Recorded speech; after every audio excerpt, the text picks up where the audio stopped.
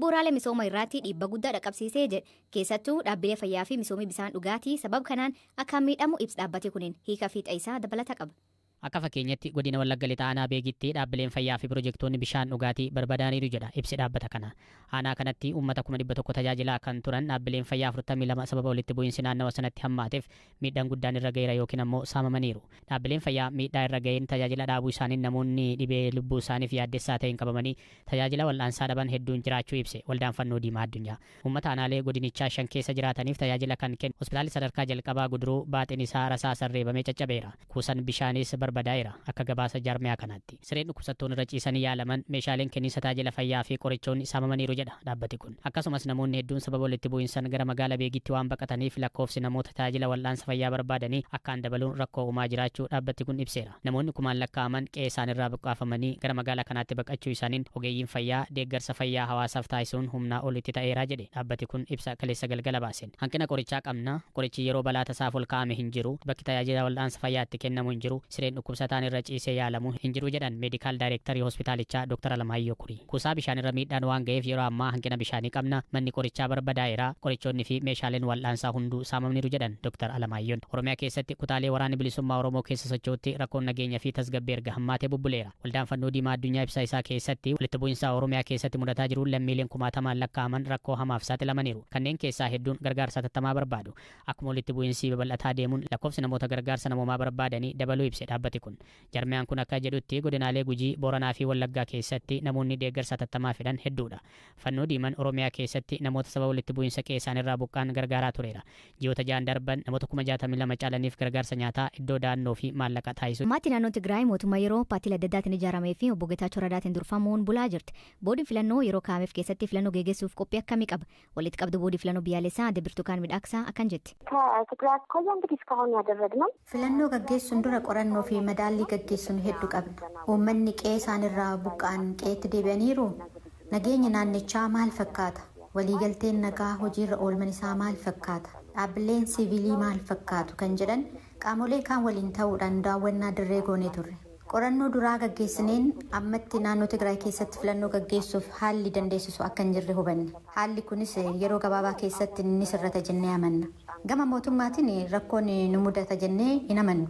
Rakkoo guddaan nuuf ibsan gama buqqaatotaatiin kan jirudha. Buqqaatonni filannoo irratti xiyyeeffachuudhaaf haalli jiru ammayyuu kan isaaniif hayyamu akka hin taane marii siyaasaa gaarii gaggeessuu fi ijaaramuudhaaf tasgabbaa'uu akka qabanidha kan nuuf ibsan. Uummanni deeggarsa barbaadu guddaan ammayyuu naannicha keessatti akka jirudha kan nuuf kaasan. Dhaabbileen siviilii haala ulfaataa keessa waan turaniif ammayyuu deeggarsatu isaan barbaachisa. Hanga sanatti filannoon hin gahu jennee hanga sanatti filannoon hin ga'u kan jedhu irra hin geenye. Ammayyuu gama meeshaalee fi loojistikiitiin qophii xumurree jirra. Kanaaf waan ulfaatu miti. Wantoonni jalqaba siif kaase yoo kan sirratan ta'e yeroo gabaabatti gaggeessuu ni dandeenya. Akkaataa waliigaltee Pretooriyaa naannoo Tigraayitti jalqabaa mootummaa yeroo hundaa sanaan booda yeroo jijaa fi waggaa tokko hin caalle keessatti filannoon geggeeffamaa kan jedhu kuni ta'a. Hanga sanatti filannoon hin ga'u kan jedhu irra hin geenye. Ammayyuu gama meeshaalee fi loojistikiitiin qophii xumurree jirra. Kanaaf waan ulfaatu miti. Wantoonni jalqaba siif kaase yoo kan sirratan ta'e yeroo gabaabatti gaggeessuu ni dandeenya. Godini Walaayitaa akka lakkoofsa Itoophiyaa amajjii 29 bara 2015 filannoo riifarendamii geggeessuullee bu'aan isaa haqamuun irdeebiin akka geggeeffamu ta'e. Filannoo kan irdeebiin geggeessuu nagam barbaachisaa akka jedhuu fi Adde Birtukaan akkan jetti. Riifarendamii Walaayitaa ilaalchisee adeemsaa fi raawwii isaatiif gatii guddaa itti kennina. Garuu akka boordii filannootti itti gaafatamummaa keenyas bahachuu qabna. Warri filatanis bitaaf mirga isaa ilaalanii bu'aa isaan fayyadu akka murteessaniif odeeffannoo barbaachisu kennineefiirra. Riifarendamii kana ilaalchisee miidiyaalee sadarratti falmii qopheessineerra. Hayyoonni irratti affeerramanii bu'aa fi miidhaa qabaatu irratti yaada akka kennan gooneerra. Uummanni hubannoo akka argatus taasisneerra. Riifarendamii Walaayittaa akka irra deebi'amuuf taasisuun boordiin filannoodhaa adeemsicha hordofaa akka ture dogoggora wayita argettis akka sirreeffamuuf ajajuunsaa gahumsi isaa cimaa Paartiin ABO hundeeffamni isaa waggaa 50ffaa kabajuu fi qophiitti jira. Paartichi jalqaba 1973 hundaa'uun qabsoo hidhannoo fi siyaasaa geggeessaa ture.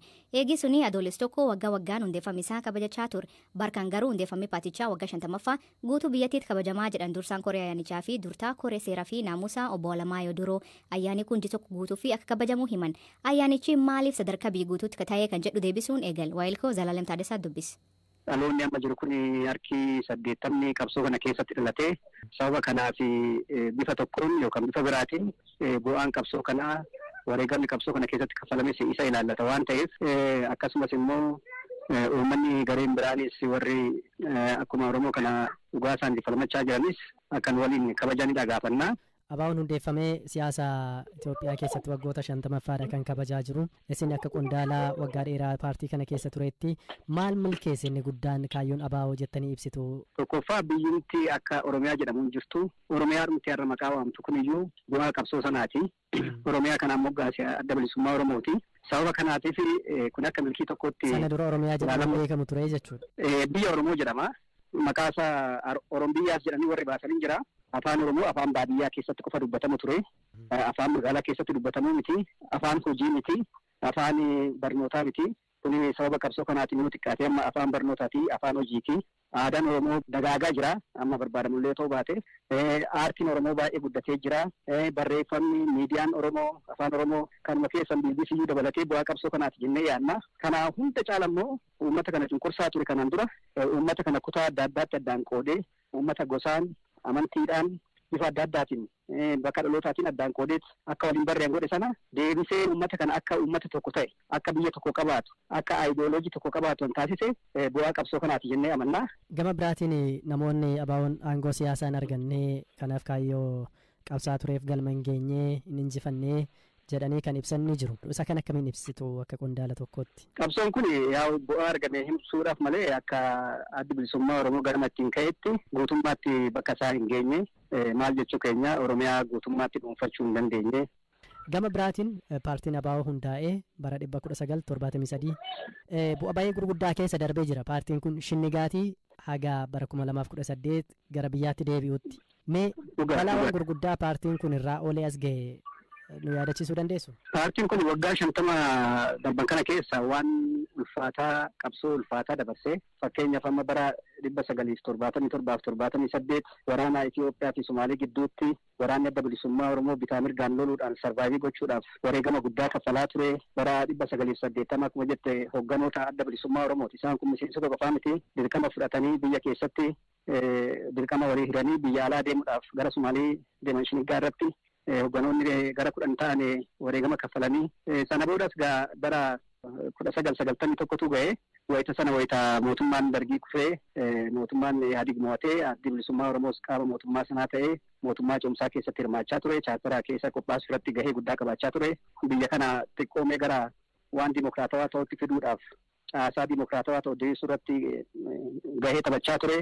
Garuu kunis mootummaa EPRDFif fudhatama hin qabne waan ta'eef shiraa fi gidiraadhaan hanxaxamee jiru. Poolitikaan biyya kanaa wayita sanas addi bilisummaa Oromoo waraana qabu gara 40 ta'u kaampii 5tti galchee nagaadhaaf qophii ta'uusaa ibsee waan karaa isaatiin godhu hunda raawwatee garuu sun akka arshaalummaatti itti fudhatamee waraanni sunis marfamee balaa adda addaatii fi wareegama adda addaatiif akka kaffalu taasisee kaampiiwwan sun hin diigamanii waraanni kana keessatti wareegama kaffale guddaa ture.